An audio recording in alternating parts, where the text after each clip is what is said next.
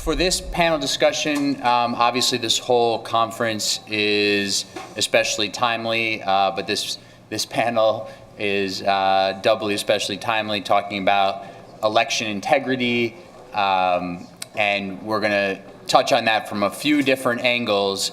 But obviously, the biggest news around election integrity is foreign meddling in elections, and I want to, I'll introduce all our panelists, but I think in light of recent news and events, it's important to get any reactions that relate to, some of what's developed in the federal inquiry into the 2016 election. We obviously want to talk a lot about New York and legislation here, needed reforms, resources, et cetera, risks, but we certainly want to touch on that as well. But first, our panelists. So hopefully coming in on the far end of the table will be Senator Todd Kaminsky. Next to me is Assemblymember David Buchwald. Next to him is State Senator Liz Krueger. Next to her is Board of Elections Executive Director Michael Ryan. That's the New York City Board of Elections.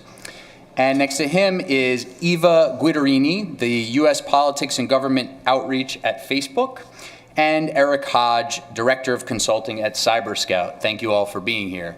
So I'll just open it up for reactions to what we've learned in the last few days, and if anything you saw yesterday from President Trump, but especially anything in the last few days, what we've learned about what happened in the 2016 elections.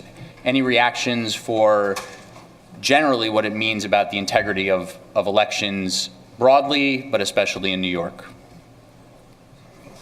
Assemblymember? I'll begin only since I'm first to your left. First of all, I want to commend City and State for having arranged the Russo-American Summit yesterday to perfectly time this summit here. And one of the things I've gained an appreciation of, and I'm chairman of the Assembly's Election Law Subcommittee on Election Day Operations and Voter Disenfranchisement, is that thankfully we've had a fairly proactive approach here in New York. Not to toot my subcommittee's own horn and the entire Assembly Election Committee, but we've actually had already two public hearings on election security, the most recent of which was this past November after the local elections. And if you were at that hearing, if you watched online, you would have heard the words Cambridge Analytica 4 months before they became national news. And that's the sort of thing that, part of our function, certainly as legislators, is to try to share information and make sure the public's aware of what's percolating in terms of awareness of what went on, specifically in 2016, but also the ongoing threats that we face. And then the other takeaway that I have is, in terms of the 2016 elections is, we certainly cannot let our guard down. There's no doubt in my mind that not only was there an effort, but every intelligence indication is that it's an ongoing effort to influence elections. Thankfully, in 2016, New York was not one of the 21 states specifically targeted by Russia, but nonetheless, we cannot just simply rely on the fact that we have a decentralized system and, there's some inherent redundancies in the election law administration, but nonetheless, we have to take an approach that's very much forward-looking. The State Board of Elections has done that. They've hosted a series of tabletop scenarios around the state in order to put to the test the statements about election security here in New York. We as a legislature, with government support, have put forward $5 million for cybersecurity. These are sorts of things that need to be occurring, as opposed to what we heard from the president, which was sort of a denial about the past, let alone a recognition of what threats we face going forward. Rather than talk about the fact that apparently they are hacking our elections and we have to assume we'll have future elections hacked, I think the lesson from yesterday, I agree the timing is perfect for this discussion, was if you don't have actually any faith that your elected officials are going to follow the law and uphold their duties and responsibilities, you're in serious trouble as a state, a city, or a country. And also, if you don't have a press corps that will hold strong to digging for the truth, to standing on the truth, no matter how uncomfortable it makes those of us in elected office, apparently we think we can do anything. So my theme would be the importance of holding our feet to the fire and having a system in place in this country where integrity is expected and can be penalized for the lack of it whenever and wherever necessary, and that seriously, even though electeds have a terrible reputation, I fear the press have a worse one now, and that's with intent by certain people. We need to reestablish the importance of an independent, quality, investigative journalism system in this country for the sake of democracy, and then we need to make sure that we are holding accountable the people we elect into our democracy. Good. Senator Kaminsky just walked in. Welcome, Senator Kaminsky. Hey, Todd. How are you? Senator, you want I missed the question. Well, why don't we keep going down in this direction? I mean, the question generally is just the introductory, any reactions to recent news from the Mueller investigation and how President Trump has responded and what it means generally for the topic of this panel, which is election integrity, but especially, of course, any New York angles that you see.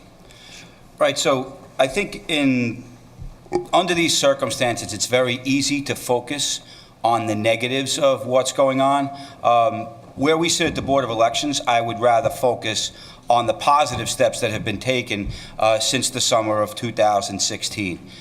Clearly, the issues that arose during the lead up to the presidential election in 2016 were a little bit surprising given the timing, but not necessarily surprising given the overall state of cybersecurity. If it didn't happen then, it was likely to happen at some point. If it wasn't the particular actors that are being alleged, it would be some other actors. There's always folks out there that want to make mischief. The good thing is, and you could thank the folks on this panel for setting up a proper election structure, the state elected officials. New York State does not have a networked elections system. Each scanner machine that you approach at a poll site is an independent machine. The election results are stored on the device on two separate, they look like flash drives. We call them portable memory devices, PMDs. One is for the unofficial results. The other remains with the machine itself for the official results. And in addition to that, there is paper backup. So if there was ever a really catastrophic event, we still have the paper to make sure that even though the mischief occurred, the outcome and the integrity of the outcome, which is all we can ultimately preserve, is maintained. The other good thing is, because of the threats that occurred in 2016, we started in New York City coordinating at first with the Department of Information, Telecommunications, and Technology, and we did our first tabletop exercises in the lead up to Election Day. Now, when you say the word tabletop exercise, it sounds like a bureaucratic meeting of people. It's like tabletop exercise. What is that? Tabletop exercises are the way that agencies keep the muscles limber, reenacting real-world scenarios in a serious way. And we did a tabletop exercise on the Thursday before a presidential election for about almost 7 hours. Shows you the seriousness with which everyone took that. The Department of Homeland Security for the state and the federal government was present. There was probably 50 people around the table, FBI, NYPD, all levels of law enforcement, all state and local officials and federal officials properly represented.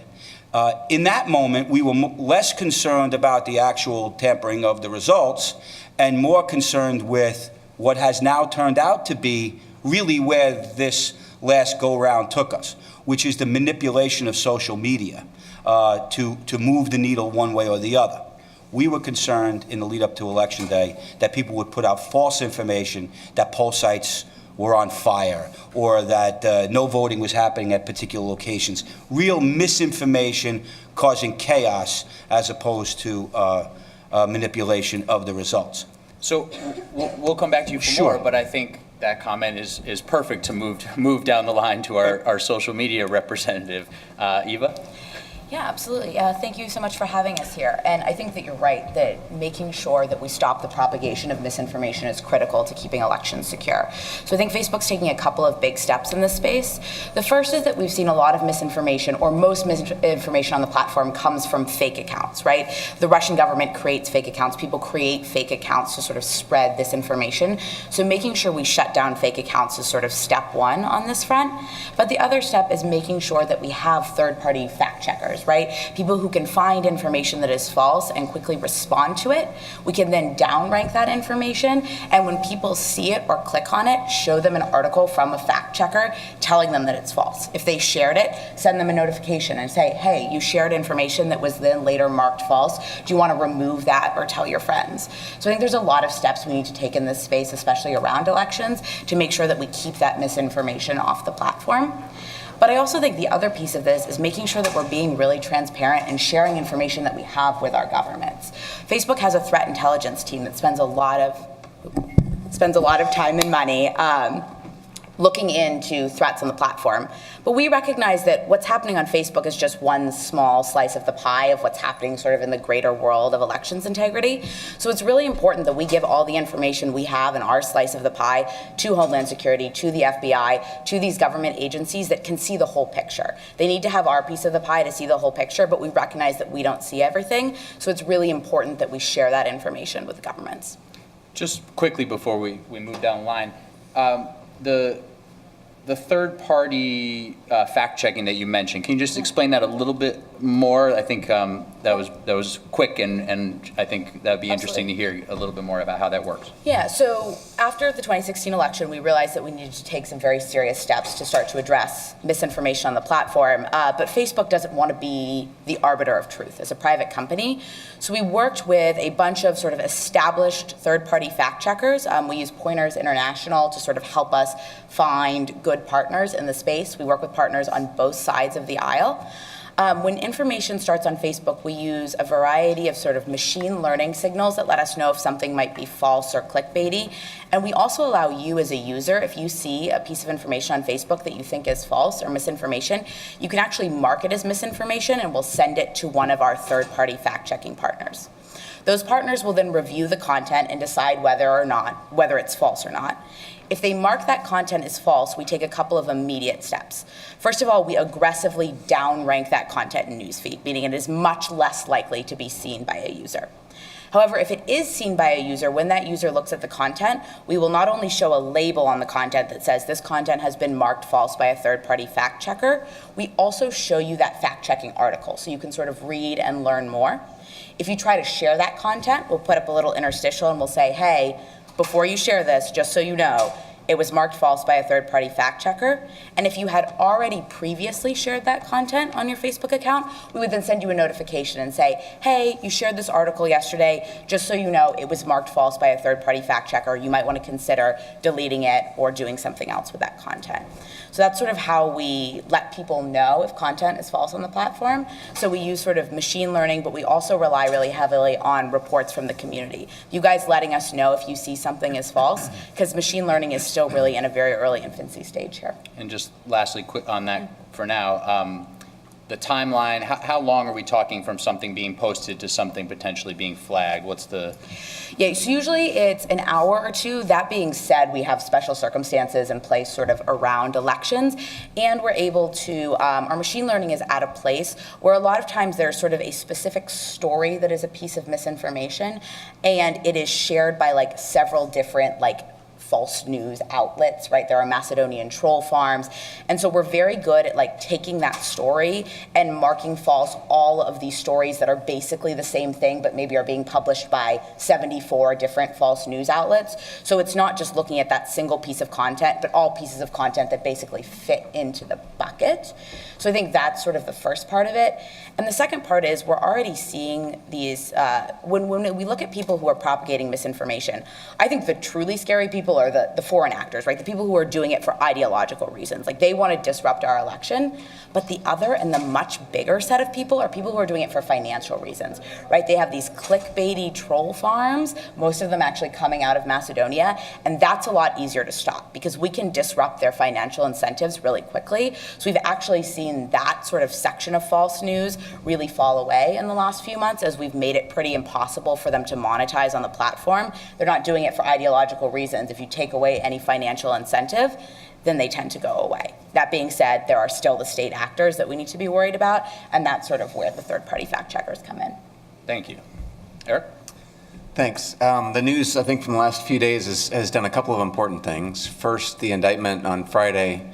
Well, my team and I have been out talking to secretaries of state and county clerks and municipal commissioners around the country for the last 2 years since the last presidential election, and 2 years ago there was plenty of resistance to the fact that there was a problem at all. Oftentimes it would split down party lines, but as Senator Krueger alluded to, a lot of the secretaries of state and others out there felt that they were battling the press more than any kind of an adversary.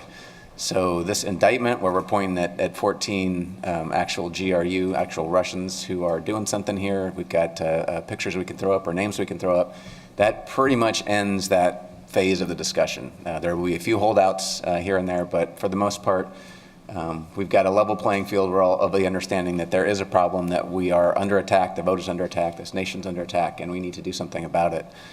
And then I guess second related to that is that we have an adversary that we can think about now. We understand what their resources are, we understand how they're coming after us, and from what we're doing, those of us who are defending the locations where the votes are, can now start to draw our battle lines against that particular adversary. All states are in a different situation. They'll defend themselves differently. All counties, all municipalities have a little bit different situation. But the big four things that you want to get done are still the same. Of one, protecting the voting machines, the infrastructure, making sure that you can't mess with the actual vote as it's being recorded. Two, defending the voter registration database. What Assemblyman Vandal was talking about before about making sure that the data is good about who's registered and who's not. He's talking about blockchain. Third is making sure that you can detect the fraud as it's happening through sampling or good auditing practices, but also having some faith in the ability to have a good recount when you need it. So it's all that faith in the count and the recount control that goes around that. And then fourth, everyone's making changes, adding new things, taking new things away. But anytime we're making a change to technology or process, that we are baking in security from the beginning. We're choosing a vendor who's been thinking about security and has good security and defense measures in place, and putting those practices in place all the way through the implementation of something new. So bringing those kind of two things to light, I think, are really good outcomes of the indictment. I can't speak so much to the press conference, but I would say that the reaction of the media in general to what's happened indicates that the preponderance of those in the business of defending the vote certainly understand that there is a problem and we need to do something about it. Thank you. Senator Kaminsky. Thank you. Thanks for having me. I think this is a really important discussion. My goal over the last 2 years, since basically the special election I had in April of 2016, followed by the general in 2016, was to and Assemblyman Skoufis was on top of this as well because he was the victim of this, was to let everybody know that the false social media ads were pervasive in New York State, that this wasn't just a national issue, it wasn't just about Russia or the Clinton campaign, that this was happening very locally. So what do I mean? There would be a Facebook group that would pop up in someone's feed called Long Islanders for Clean Drinking Water. It would then have an ad saying, last year, Todd Kaminsky voted to deprive Long Island of $10 million of clean water drinking money. And if you liked it, all your friends would see it, it would go into their feeds. And if you commented on it, all your friends would see it. If you commented something like, this is not true, your comment would be removed in like 10 minutes. There would actually be mathematically false things there, such as there'd be a group called Long Island Moms for Better Schools, and there'd be a picture of a kid like crying, and it would say, Todd Kaminsky deprived the Baldwin School District of $2 million last year, when in fact in the budget they had to actually gain $2 million.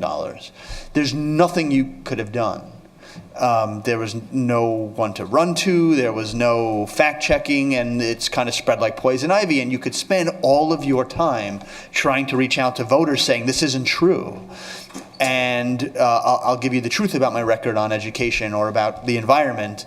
But, there's an old phrase in politics, when you're explaining, you're losing. And it was a really, really terrible thing.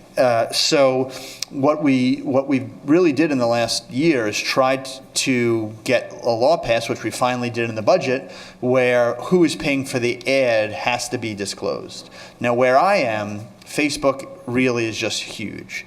On Long Island, not a lot of people are into Twitter, and I don't know who reads their mail, but Facebook spreads like wildfire. So making sure that people know who's sending them ads, I think, was a critical reform that we were able to do. It's not everything we want, but it's very important. And I found as well during the elections I had that the press was really non-existent when it came to fact checking. So someone could put something out that, some terrible lie about you, having actually done something you didn't do, or vice versa, and there was like, look, whether it's because of staffing issues or whatever else, if you spend $30,000 and put a mailer in someone's mailbox that said Bill de Blasio is out on Long Island campaigning for Todd Kaminsky, or there are these other fake ones, thank you, Todd Kaminsky, on behalf of undocumented aliens, thank you for standing up for our rights, some fake thing. There's no one who is like, well, wait, this is not true, and then the pressure on your side is, well, you go say something fake about your opponent, and it all comes out in the wash, and then we're in some sort of like dystopian universe where you thought in high school you would be arguing about issues at a debate table, when in fact, like, two people come to debates, your opponent doesn't show up, there's fake stuff going on everywhere, Facebook falsehoods are spreading like wild, and I was like, what is going on? And I found that, and look, I ran against a guy who I thought had no platform, did nothing, and I won by 0.5%. So like, I almost wouldn't be here right now. So I think that the Hillary, Russia, Trump issues at least made us in New York take a long look at how we conduct our elections. And yes, there are much more fundamental things about the security of our electoral sites and many things like that. I just thought that social media was like the Wild West. I thought the newspapers were asleep at the wheel. And I thought voters were just left to throw up their hands and kind of have no idea who to vote for at the end of the day, and kind of either not show up or kind of do a eeny, meeny, miny, mo when they went in, because they didn't know who to believe. And people would say that to me at train stations. They say you're from New York City. You say that you're from Long Island. I don't know what to do. And you would, you would try to say, well, look, blah, blah, blah, blah, and then the train would come and you would never really know what happened. So I just thought it was a very frustrating universe that we needed to do a lot of work to fix in the Assembly and the Senate. I think we've taken good steps, but we still have more to go. So just say a little bit more about what the law is now. So the law is that if you're going to run a political ad on social media or basically any other fora, you have to say who's paying for the ad. So what we've seen now is, and thank God I'm not the target of these ads anymore, although my heart goes out to those who are, and I could be at any minute, is it would say, so I've seen these, it would say, Long Island, there'd be some group called Moms for Long Island, and it would say, we want you to know that John Brooks is hurting our schools and diverting money to New York City, and then it'll say, paid for by the Republican Senate Campaign Committee, which is kind of what you knew all along, but it's like right there. And at least people now can better assess. I mean, look, these things have been going on forever. I mean, there's a famous Thomas Jefferson thing he did in the election with John Adams, where he put out a rumor that Adams is dead. Like, hey, you don't even need to vote for this guy. He's not even alive anymore. I mean, so we're not going to take that stuff out of politics, but at least give people the information they need so they can better assess the advertisement in front of them. So I want to break down the next part of our discussion sort of into two topics, continuing on sort of the hard security, and then on the sort of softer end of things, which is more on the social media side of things, or election laws in New York that are not related to cybersecurity and the machines and perhaps the tabletop exercises and such. So let's stick with the sort of hard end of things a little bit more, and please, anybody jump in, but I just want to come back to you, Eric, for a moment. What is it that you are telling people to do that they're not doing at this time? What needs to happen, if it can, ahead of this fall's elections in New York or ahead, what are you telling elected officials or appointed officials that they need to do that is not happening at this time for that security? And it's happening in some places. I'm not saying everybody's falling out on the job, obviously, but there are certain things that certainly need to happen. One is to understand what all of the ways into the house are for the adversary. We talked about Russians, but that's not all of them. There's other adversaries as well. But figure out what the ways in. You do that with a good assessment of your own situation. Take a look. I talked about those 4 different parts, but one, taking a look at the voting machines you're using and the voting technology you're using. The voting machine manufacturers all say we're perfectly safe, we're not connected to the internet, there's no problem, but every single voting machine, you can go out to DEF CON and go to the election hacking village and see all the ways into these different voting machines. So knowing what voting machines you have and what the vulnerabilities are there so that you can see it coming, right? You know that the pathways into the house. You can list out, it can be something as simple as putting tamper-proof tape over a USB port that happens to sit right underneath the tabletop where you're voting. So relatively simple measures, relatively easy detective measures that you can put into place. One, to make sure that your voting equipment is okay.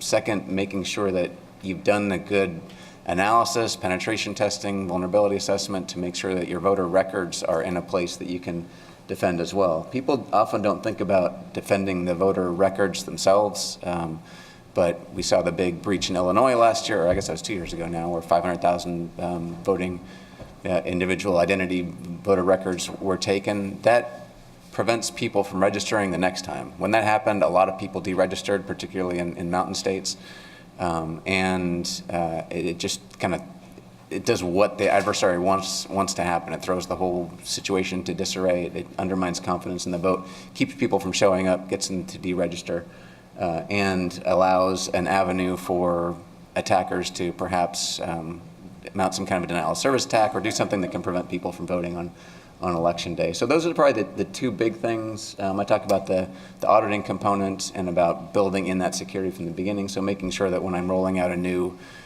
e-poll books application or a new system that my vendor is one who can demonstrate security from beginning to end, how it's going to integrate. But it's taken those pieces out of it. There's no one simple answer, but it's a nice multifaceted approach that can be effected in a relatively short amount of time. Before Senator Kaminsky jumps back in, Executive Director Ryan, at the New York City Board of Elections, and maybe you can speak to other boards of elections, what do you need that you're not getting? We're still in the process of evaluating internal staffing needs that may be required to supplement the external services that we have been provided. Keep in mind, we leveraged a contract with the city Do It to have FireEye Mandiant come in and monitor. They put their monitoring systems onto our systems, our servers, so that we could have 24/7 by 365 monitoring. That seems to be working, but clearly down the road, we would expect that we would supplement that with additional internal staff. We have a proposal that we put into the city budget, and that's going to be revisited after the November elections in the December halfway point. So we expect that we'll get additional staffing as well. And just quickly, the ongoing monitoring, that's to check to see if any breaches are happening of voter files, networks? Correct. That is monitoring all of our external exchange of information back and forth between anyone from the outside. I mean, the one thing that you have to keep in mind, if you're going to be open to the public, much in the same way that your house has an address so that you can get your mail delivered, you have to have an IP address to receive and exchange information. So as long as you have at least one, you have one potential area of vulnerability. And that's not only monitored by our firewall, but it's also monitored by an external vendor. Now, that having been said, we haven't, since that's been in place in 2016, we haven't noticed any suspicious activity directly related to the Board of Elections. However, we did have 2 separate campaigns that we notified that there was suspicious activity on their systems. So it's a two-way street. It may be something that prevents something from happening inside the Board of Elections, but it's also anybody that communicates with us, whether it's a campaign or a private individual. If there's suspicious activity, we're going to notify them as well.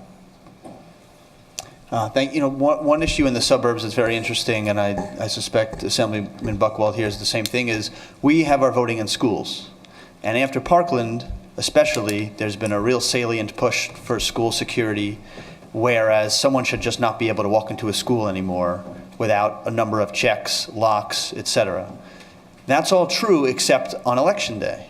And parents, teachers, and school board members are petrified about having a complete unsecure system on Election Day where anyone walks in the gym and is now in your facility. We don't know who they are. We don't know if they've been cleared.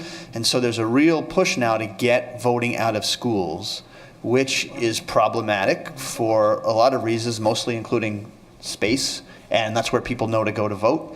So there's a tension between one area where we're trying to secure, obviously, our most precious resource, and the other where that's where we have to vote. For the record, if we had holidays where we could vote, which I think would be a really great idea to increase turnout, we wouldn't have this issue. But in the world we live in, we have now, and that's something that's been bubbling up. Senator Krueger, Assemblymember Buchwald, anything you want to add? When we were hearing you say that, Todd, Michael and I from New York City were going, whoa, we won't have elections if we actually stop having schools be available. But then you saved us with your follow-up comment that, yes, we really should have early voting, other models for voting, broader absentee voting, so that we do have more options anyway. And you talked about holidays for elections, because it's very important what Todd was saying, that if we don't figure out how we make sure people can be able to vote, it doesn't really matter whether somebody has a fancy cyber way to hack. We'll just have no one voting as the problem for elections, which New York's already in serious statistical trouble on that issue. So we need to make it easier for people to vote. We need to continue to make sure our system is secure. And I was a legislator. I don't think my two colleagues on the panel were in Albany yet, but I was there when we fought very hard to make sure New York didn't follow the path of many states and just go to the computerized voting machines that had no ability to do an audit trail or a paper ballot. Michael and I were talking about that before the panel started, that looking at what's been happening around the country and the fact that there are states now throwing out their entire systems and starting again, going quote unquote backward to paper audits and paper ballots, that thank goodness New York State held out, was the last state in the nation to meet HAVA's federal obligations for new machines. But we had a long fight, and I believe the fight was worth it for the integrity of elections in New York State. And you might be going into something else, Assemblymember Buchwald, but I want to make sure, in addition to whatever you're about to say, you mentioned $5 million for cybersecurity, hearing what exactly that's going towards, but whatever else you wanted to say first. Go ahead. Sure, that's at the state level, and obviously we have a lot of election administration. It's through our counties and in New York City, the City Board of Elections. But that's part of what is helping fund not just the Board of Elections, but in partnership with other state agencies. Department of Homeland Security, Emergency Services has a new cyber incident response system that is working with the State Board of Elections.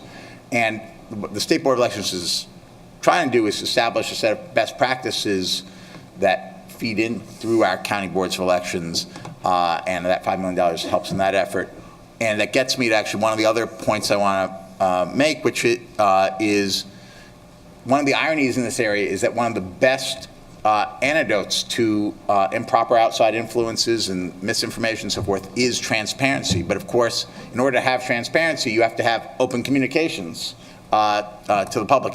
And one of the things I would certainly like to see is our election administrators, work on figuring out, how do you get out information, not just because the law requires certain information to be out, but how to do it in a proactive way. And so Michael Ryan was speaking about, well, if you have something happen on Election Day, where do people go to get their official information from the Board of Elections or official agencies? And right now that's going to be websites and Twitter feeds and Facebook feeds perhaps, and giving a sense of, well, how secure are those?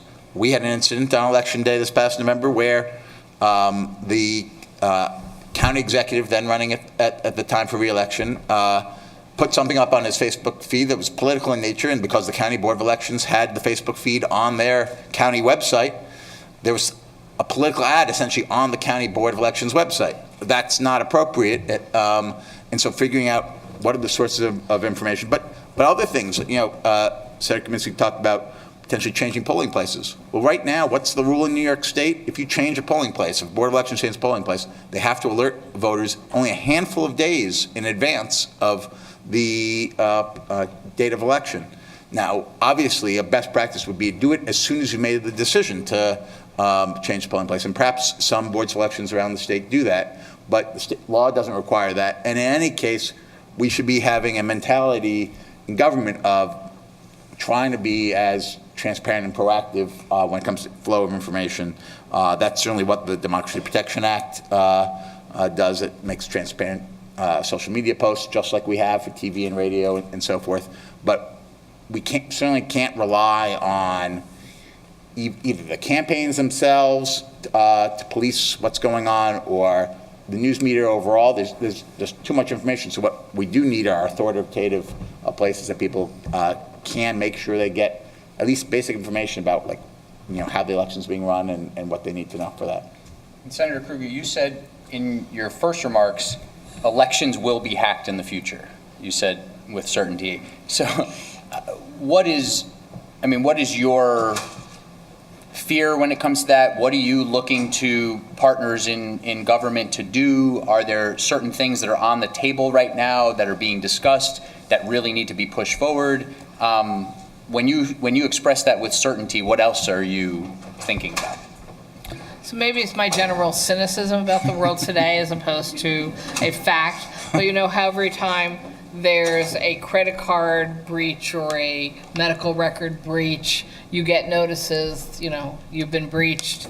But probably, how many are in the same story? I've already been provided free identity check software for like the rest of my life based on how many times I've already been breached, right? So I don't know how the companies are making any money off of us, because we just all have it forever now based on the number of times we've been breached. So I truly do believe that we're living in a world where we've all moved to technology. There's lots of advantages to it, but it opens us up to, I'm starting to think, anybody who's done one programming class in a community college to be able to figure out how to hack. I know when I was fighting very hard to keep the kinds of machines in New York State for voting that allowed the paper ballot and an audit option and not a centralized, it all goes through the internet to downtown and that's the numbers.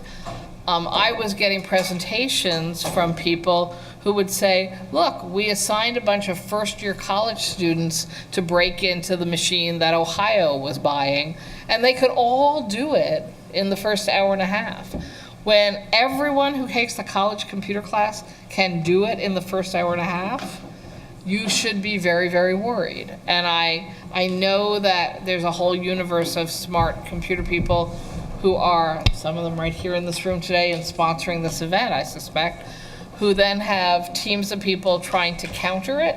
But it's just always going to, I feel, be a game of you protect us from X that happened, and then they go over here and figure out how to come in another way, and then you look and go, ooh, uh-oh, another way to breach. And it's just going to be a game of gotcha and whack-a-mole, so to speak, forever. And that we need to, I heard the word redundancy in the previous panel a number of times. We need to keep building in redundancies and ways that if we can't necessarily protect, we at least can see it so that we can try to do something about it. And Michael, you mentioned before a form of redundancy with the two memory devices in the systems. And Eva, I want to make sure we're coming back to you in about 2 minutes. So we're going to come back to social media and some of the softer questions around security here. But I do, and this is for anybody who wants to jump in, I do wonder, we want results immediately, right? We want our election results. I mean, we want to know before polls close who's leading and you know what's happening, and we want to crown winners as quickly as possible. In the age we're in now, should we be moving away from that? Should we be holding off on announcing the results of precincts that are coming in, or you know, should there be a certain sort of cooling off period to make sure that everything's been done securely before we announce results on election nights? Well, New York City is very proud of the work that we've done. Actually, we've been a leader not only in New York State, but actually in the country in terms of the speed at which election results are processed on election night. So that's a no. Well, but your point is well taken. So if there is a problem, we have backup systems in place. We can leverage police department personnel to shut down the uploading of the results from the poll sites and shift that to the local police precincts. If that is an issue still, that there's an ongoing, say, a DDoS attack, we can then shift those resources from the police precincts back to our sites where we collect the materials on election night, so that the results would be then uploaded in a hardwired environment, not subject to the external interference. So that's one of the things that was put in place literally, 4 or 5 days before the presidential election in 2016, and we've kept it that way. It's redundant. It's more costly to have those backups in place, but we feel that those backups are important, and we are very hopeful that the vendors that supply the PMDs to us stay well ahead of the curve on the encryption side of things, so that it would make it much more difficult. The other piece of it, though, we think, is that if your desire is to make chaos, then it makes sense to attack us there. If your desire is to affect election results, then it makes no sense to attack us there. So it really would depend on the motivation of the group or groups that was trying to do that. When you say attack us there, as you said earlier, the machines can't Correct. really be breached. It's the upload of the information. Right. It would be then preventing us from transmitting the results quickly and efficiently on election night. And if it's a chaos moment, then chaos will prevail for a couple of hours. But if it's somebody that's really trying to get candidate A elected over candidate B, then that's a loser effort for those folks. And Ben, let me also remind the room, election night results, if they are reported, and they're not always reported this way, election district by election district, that's actually one of the best safeguards to making sure that things have been breached. If all you're told is the top line result, who won, who lost, a total number of votes, but you can't tell on election night that the solidly Democratic district just voted overwhelmingly for President Trump, then that's part of the infrastructure protection, is you have more information actually released, more granular information that eventually is public anyway, and that to me is as much the response, and I know our friends in the news media would also appreciate having that, but obviously folks in academia. Ben, I think that I only ask it as a question of security. I don't want things to change, but if they need to. Like, I think the tardiness of how things are reported, especially in Nassau, really undermines people's confidence in the system. I mean, there are literally people picking up like sticks. Police drive them to some central location, which could take 50 minutes. They get uploaded by somebody who must not really have had any coffee that day. And at 11:30, we find out who wins a race when half the people are asleep or give up or whatever. It's like the Flintstones. So, I mean, we got to do better than that. There's got to be a better way to figure out who won a lot quicker. I mean, New York City might. Do you talk to New York City? I mean, it's very different, right? Something's got to happen. I mean, it's like it's the Stone Age out in Nassau. It's terrible. There have been conversations, I will say, and to my friends in Nassau that do this work, I know that the process hasn't moved as quickly as they would like either, but I know they're making efforts in that direction. But also, you're showing your youth, Todd, and congratulations on your brand new baby. Because many of us in this room remember years and years with the big old machines in New York City where somebody who couldn't see was holding a flashlight trying to read the numbers out of the back of the machine. and then yelling it to someone who couldn't hear, who would write it down, and that would be the numbers you'd work off of on election night. We were always amazed anything was close to the facts, right? Because it would be somebody who'd gotten up at 5 in the morning to be a poll worker, right, or a poll monitor, and so it was, 20 hours later they were exhausted, and really the blind yelling at the deaf, and that was how we counted the elections. So I feel we've made a lot of progress. So Ben, I think- Eva, let me come. Oh, go ahead, Eric. Just one more thing. I think Michael's right about if we step back and think about what our adversary is really trying to get done here, it's not usually to try to change the outcome of the vote. It's to undermine confidence in the system and to sow discord. And if they can affect chaos, then they win, right? So a decision to delay the announcement of the vote for a day, 2 days, 3 days until it's right, that's the voting or online equivalent of TSA, right? The terrorists kind of won because they made us all spend an hour and a half standing in line every time we go try to fly somewhere, and maybe Putin can say, look, at the American system is worse because they don't know who won for 3 days. Here we know who won, I guess, before we vote. But so it's a trade-off. So Eva, thank you for being. We're going to have time for a couple of audience questions if you want to get those ready in about another 5 or 10 minutes. I don't know if there's someone from City and State keeping a close eye on the questions and the timing. But Eva, you shared earlier some of the ways that Facebook has changed protocols, but you're still not taking down the stuff that is determined to be fake news, to use that term in its actual meaning. Why not? Why not take down the things that are determined to be fake? So I think that sort of the issue here is there's a lot of people with a lot of different opinions about sort of how we should handle news, and a lot of people with a lot of different opinions about what is false news, what isn't, what's misinformation, where is something just sort of traditional negative campaigning versus like really edging into false. And I think that there are pieces of content and things like voter misinformation. So I think there's an important sort of distinction here. First of all, there's like some traditional false news, then there is voter misinformation. Voter misinformation is against Facebook's terms of service, and we take down voter misinformation, right? If somebody has a graphic up that is like, Democrats vote on Tuesday, Republicans vote on Wednesday, like that comes down, right? Just text your vote to Hillary and you don't have to go to the polls. Like that's not allowed. We take that down immediately, right? That has significant real world harm. So that's something that comes down from Facebook.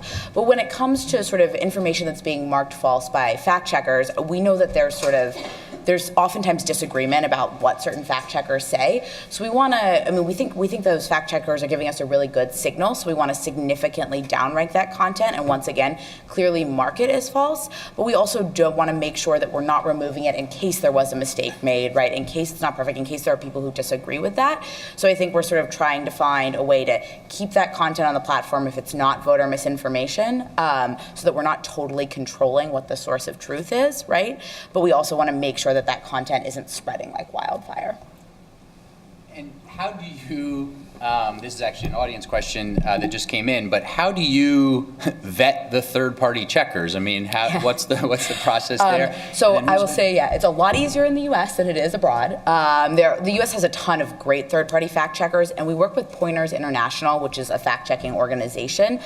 So we basically that's sort of the first step. You apply to be a fact checker with Facebook, and you have to have agreed to Pointers' sort of set of fact-checking principles and nonpartisanship agreements and things like that. So then people apply for the process, and we sort of pick them from there. We want to make sure that we want as many partners as we can have who have a proven track record of fact checking in the space, and we also want to make sure we're getting people sort of from different sides of the aisle, different organizations. We want to make sure we have regional coverage and national coverage, so that sort of all factors into it. And how do New Yorkers, and I don't know if there's other folks on the panel that want to address this issue, but Eva, you first. How can New Yorkers be sure at this point about what information of theirs is being shared with other parties through apps and some of what we've obviously seen in recent months come to attention with some of the Cambridge Analytica issues? How do New Yorkers know what's being shared? And from your perspective, how much of this is about people taking more personal responsibility for their own election integrity and their own sharing of information on your platform? Yeah, so I think there's sort of two different pieces of that. I think that, so the way that you can sort of see what information that third-party apps, you can go to your settings and you can sort of see on your Facebook profile settings what you're sharing with any third-party apps you've agreed to. You can also stop sharing that information. You can also see sort of the information that Facebook uses to target ads towards you, right? Like, we think you're about to get married. We think, why am I seeing this ad, basically? And you can all go see all that information. And if you don't want Facebook to be able to target you with that information, you can once again choose to remove that. I think it's really important that we give people controls over what data they're sharing, but also that we make it really clear, right? I think part of the problem in the past has been that it's really complicated, it's really hard to find, and disclosure agreements are long, right? And I think this is part of the problem we saw with GDPR as well, is that people aren't going to read through 12 paragraphs, and we can't give people 12 paragraphs of information and then expect them to make an informed choice at the end of that. We have to be able to simplify it and make it really clear what their choices are. So I think that's important in that space. I think the personal responsibility comes less in terms of Facebook sharing your information. That's on us. That's not on you, and we need to do a good job of protecting your information. But I think that personal responsibility comes in, I think, in the false news space. We're running PSAs in newspapers across the country. We ran one in the Times a couple of weeks ago, and we're running sort of units at the top of everyone's newsfeed with information about what false news looks like and how to check website sources, to look at a link, see if it's CNN.com or is it CNN.net. Right, to how to sort of double check sources of information that you're looking at and make sure that that is a real and valid source of information. Because I think by educating the population, that is one of the ways that we help to stop the spread of fake news. So that's where I think sort of the personal responsibility thing comes in. It's also on us to stop that propagation, but we need your help. So I think those public information campaigns are important in that space. Anybody here have things they either want more information from? We should, obviously, Facebook is at the top of the totem pole here, but from social media companies, from journalistic enterprises, elsewhere, information that government needs that it's not getting, or regulations that you think need to be put in place that aren't yet. And I guess, Eva, for you, what does Facebook not want government? What's the line there for you?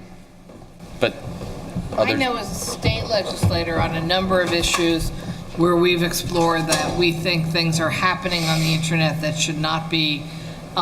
We've learned that you really can't pass a state law or a local law to say, stop, we don't allow that in New York, because there's a federal act, the Communications CDA.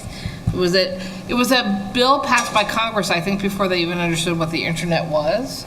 And it basically says states and localities can't apply any laws to, quote unquote, a business activity on the internet. Well, as the entire world shifts to being internet driven, and again, I'm not saying I'm opposed or that I think I could do anything about it anyway, it's a real issue for the ability of states to move forward with 21st century regulations that we think make sense to protect the people of our state, because we're basically superseded by federal law that says, no, we have to do it. And a lot of us are pretty suspicious the feds aren't going to get around to doing any of this, perhaps in our lifetime. Last 2 minutes here, final couple thoughts? I would just say on the social media aspect of it, particularly on Election Day, don't rely on your fellow citizens for information or what appears to be one of your fellow citizens, knowing that there's all these bots out there. Double check anything with us. We have a 1-800 number. We have a website. You can call 311, get in touch with a live person. If there's anything that seems to be amiss or misleading, like your poll site has been closed down, those kinds of things, just double check with the official government source, and that'll offset some of the other things. And then I just want to thank Senator Kaminsky for bringing up the physical security of the poll sites. Our commissioners have recommended that schools be closed to students for several years now, and we hope that that comes to fruition.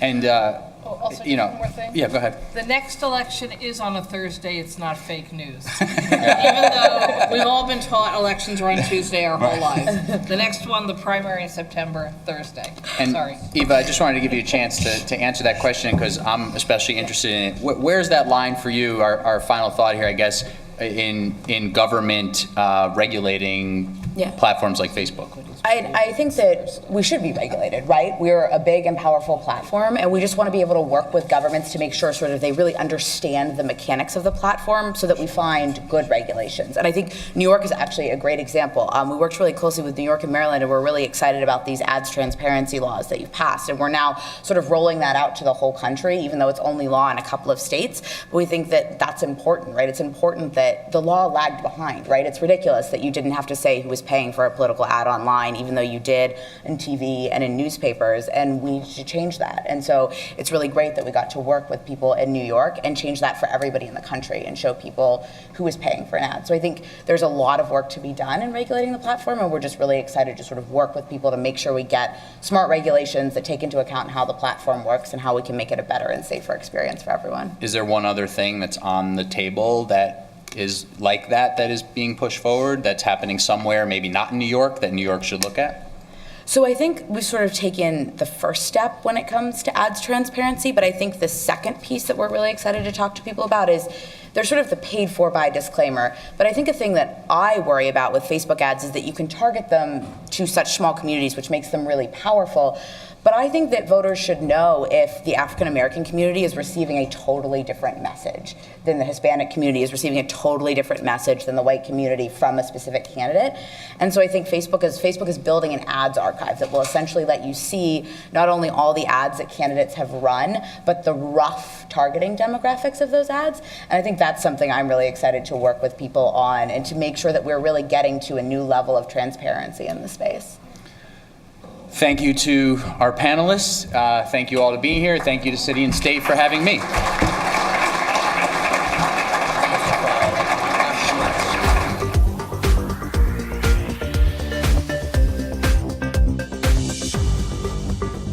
The message that we as the Internet Society really are focusing on these days is how do we keep the characteristics of the open, trusted Internet that have allowed there to be opportunities for everyone around the world globally. You know, when we look at this past decades of incredible growth of the Internet that have happened, that have unleashed opportunities for people all over the world, there are certain characteristics of the Internet that make that possible. Certain things like what we call permissionless innovation, being able to go and create a service without having to ask for permission of somebody to get on, to make that new service there, to start that. So there are certain characteristics like that that we see as powerful. And part of our mission, our story, is to help people understand what those characteristics are, why they're important, and how we need to embrace and promote those characteristics so that we can have an open, trusted Internet that enables everyone around the world to truly realize the full opportunities that are possible there. We're here in Buenos Aires, Argentina. The next big service, the next big, messaging platform or social media platform could come out of here, out of Buenos Aires. It could come out of, Brazil. It could come out of other places in this region, or it could come out of Africa or Asia or Europe or wherever.